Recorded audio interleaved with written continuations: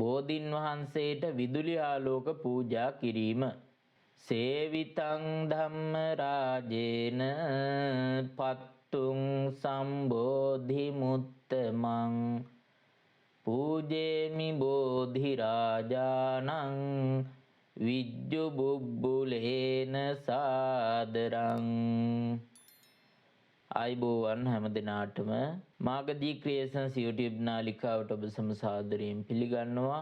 අද දවසේදී ගාථාවක මිහිර කියන කොටසෙන් අපි අරගෙන ආවේ බෝධින් වහන්සේට විදුලි ආලෝක පූජා කිරීම. එහෙම නැත්නම් විදුලි බල්බයන් බොහෝ අය බාරහාර වෙමින් ආලෝක පූජාවට විදුලි බල්බ පූජා කරනවා. ආන ඒ වෙලාවට කියන ගාථාව තමයි මේ ගාථාව.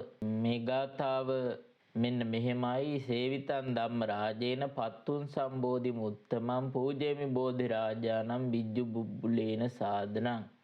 විජ්ජු බුබ්බුල කියලා කියන්නේ විජ්ජු බුබ්බුලන් කියලා කියන්නේ විදුලි බුබුල, විදුලි බල්බ. මේ ගාථාවේ නිවැරදි අර්ථය ලබා ගන්නට නම් ගාථාවේ පදපිළිවෙල සකස් කර ගන්න ඕන. එතකොට මෙහෙමයි. ධම්මරාජේන ධර්මරාජයන් වහන්සේ විසින් සම්බෝධි මුත්තමං උතුම් සම්්‍යක් සම්බෝධියට පත්තුන් පත්වීමට සේවිතං සේවනය කරන ලද්දා වූ බෝධිරාජානම් බෝධිරාජයන් වහන්සේ විජ්ජු බුබ්බුලේන විදුලි බුබ්බුලින් සාදරං සාදරයෙන් පූජේමි පුදමි.